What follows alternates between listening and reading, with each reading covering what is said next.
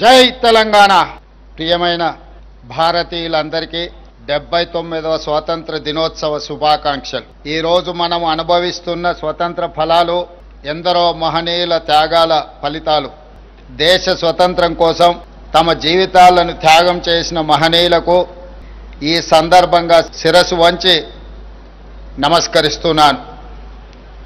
ఈ పోరాట యోధుల ఆశయాలను కొనసాగించడమే వారికి మనమిచ్చే ఘనమైన నివాళి.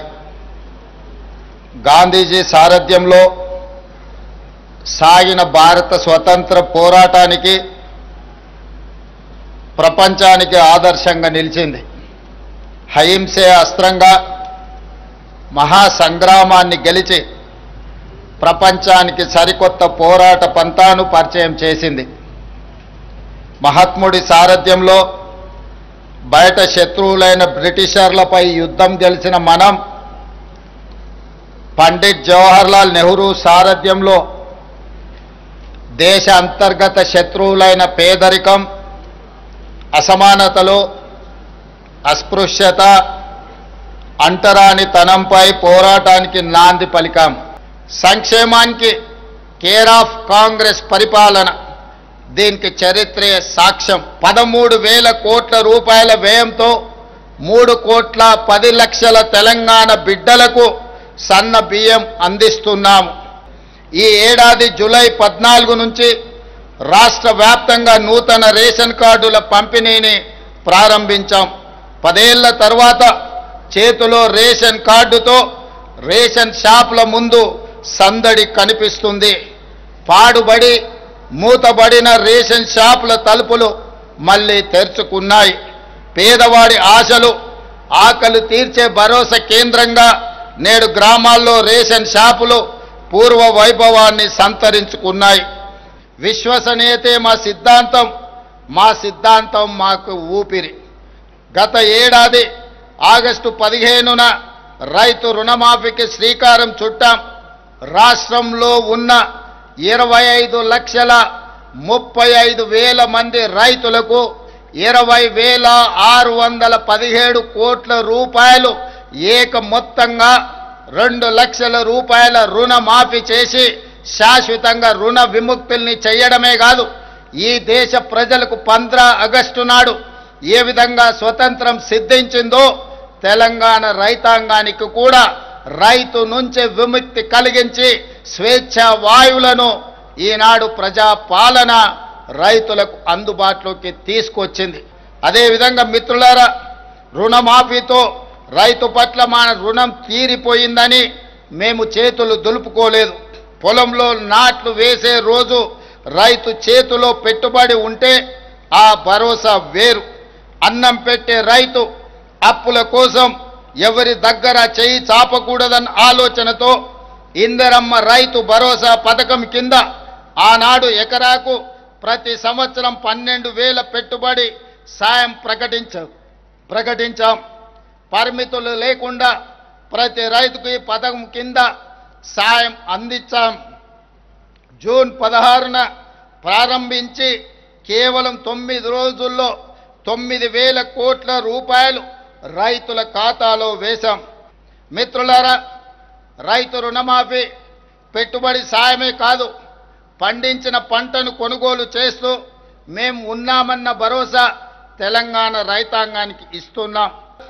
29 లక్షల వ్యవసాయ పంపు సెట్లకు రోజుకు 24 గంటలు ఉచిత నాణ్యమైన విద్యుత్తును అందించడం ద్వారా రైతులను వెన్ను తట్టి ప్రోత్సహించి వ్యవసాయం దండుగ కాదు, వ్యవసాయం అంటే ఒక పండగ, రైతు ఆత్మ గౌరవంతో బ్రతికే విధంగా ఈనాడు రైతులకు ఉచిత కరెంటును అందిస్తూ ఈ ఉచిత కరెంటుకు 16,691 కోట్ల రూపాయలు ప్రతి సంవత్సరం విద్యుత్ శాఖకి తెలంగాణ రాష్ట్ర ప్రభుత్వం చెల్లిస్తుందని చెప్పడానికి నేను గర్వపడుతున్నాను. మిత్రులారా, 10 ఏళ్ల తర్వాత పేదల సొంత ఇంటి కలలకు మళ్ళీ రెక్కలు తొడిగాం.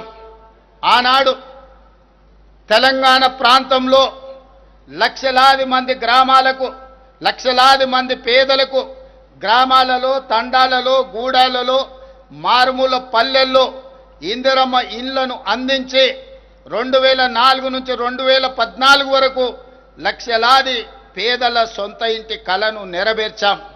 కానీ దురదృష్టవశాత్తు 2014 నుంచి 2024 వరకు ఈ తండాలలో, గూడాలలో, మారుమూల పల్లెల్లో పేదల సొంత ఇంటి కళ మసక బారిపోయింది. 10 సంవత్సరాలు ఎదురు చూసిన పేదలకు ఈనాడు సొంత ఇంటి కళను నెరవేర్చడానికి ఇందిరమ్మ ఇండ్ల పథకాన్ని తిరిగి ప్రారంభించి ప్రతి నియోజకవర్గానికి 3500 ఇండ్లు, ఆ విధంగా దాదాపుగా 4,50,000 ఇండ్లను ఈనాడు పేదలకు అందుబాటులోకి తీసుకొచ్చి 22,500 కోట్ల రూపాయలతోని ఈనాడు ఇందిరమ్మ ఇళ్ల పనులను ప్రారంభించాం. సుప్రీంకోర్టు తీర్పునకు అనుగుణంగా రాష్ట్రంలోని ఎస్సీలలో ఉన్న 59 కులాలు, ఉప కులాలను 3 గ్రూపులుగా విభజించి గ్రూప్ 1లో 15 కులాలను, గ్రూప్ 2లో 18 కులాలను, గ్రూప్ 3లో 26 కులాలను చేర్చాం. ఈ ఏడాది ఫిబ్రవరి 4న రాష్ట్ర శాసనసభ, శాసన మండలి ప్రత్యేక సమావేశాలు ఏర్పాటు చేసి సామాజిక, ఆర్థిక, విద్య, ఉపాధి, రాజకీయ కులగణన సర్వే, షెడ్యూల్డ్ కులాల ఉపవర్గీకరణపై చర్చించి చట్టబద్ధత కల్పించి మా చిత్తశుద్ధిని నిరూపించుకున్నాం. ఈ శుభ సందర్భాన్ని పురస్కరించుకొని ప్రతి ఏటా ఫిబ్రవరి 4 తారీఖును తెలంగాణ సోషల్ జస్టిస్ డేగా నడుపుకోవాలని, ఉత్సవాలను జరుపుకోవాలని తెలంగాణ ప్రభుత్వం నిర్ణయం తీసుకున్నదని మీకందరికీ తెలియజేయడానికి సంతోషిస్తున్నాను. సాగునీరు ఇచ్చే ప్రణాళికలతో పెండింగ్ ప్రాజెక్టుల లక్ష్యాలను నిర్దేశించుకొని పూర్తి చేయడానికి ప్రయత్నం చేస్తున్నాం. కృష్ణానది, గోదావరి జలాల్లో మన వాటాల సాధనలో రాజీ పడే సమస్యనే లేదు. ఆనాటి నుంచి ఈనాటి వరకు తెలంగాణ ప్రజల పోరాటమే సాగునీరు, తాగునీరు సాధించడం. అలాంటి తెలంగాణ ప్రజల భావోద్వేగమైన పేగుబంధం సాగునీటి ప్రాజెక్టులు.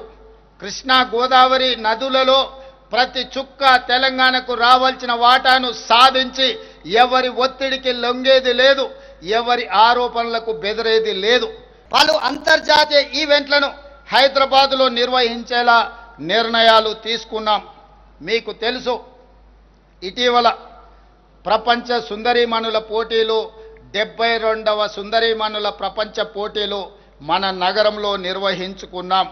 ఇందులో 109 దేశాల నుంచి సుందరీమణులు పోటీలో పాల్గొనడమే కాదు, ప్రపంచంలో ఉండే పెట్టుబడిదారులందరూ కూడా ఈ కార్యక్రమంలో పాల్గొని తెలంగాణ ప్రజలు, హైదరాబాదు నగరం అందించిన వచ్చిన అతిథులకు వారికి మనము చూపించిన వారసత్వ సంపద, అది పాలమూరు జిల్లాలో ఉన్న పిల్లల మర్రి కావచ్చు, వరంగల్లో ఉన్న 1000 స్తంభాల గుడి కావచ్చు, రామప్ప దేవాలయం కావచ్చు, గోల్కొండ కట్టడాలు కావచ్చు, అదేవిధంగా చార్మినారు దగ్గర ఉన్న చుడీ బజారు కావచ్చు, ఫలక్నామా ప్యాలెస్ కావచ్చు, ఇలాంటి గొప్ప వారసత్వ సంపదలను, ప్రపంచ పర్యాటకులను ఆకర్షించడానికి మన గొప్ప చారిత్రాత్మకమైన కట్టడాలను చూపించి వారు వాటిని చూసి ఆశ్చర్యచకితులు అయ్యిండ్రు.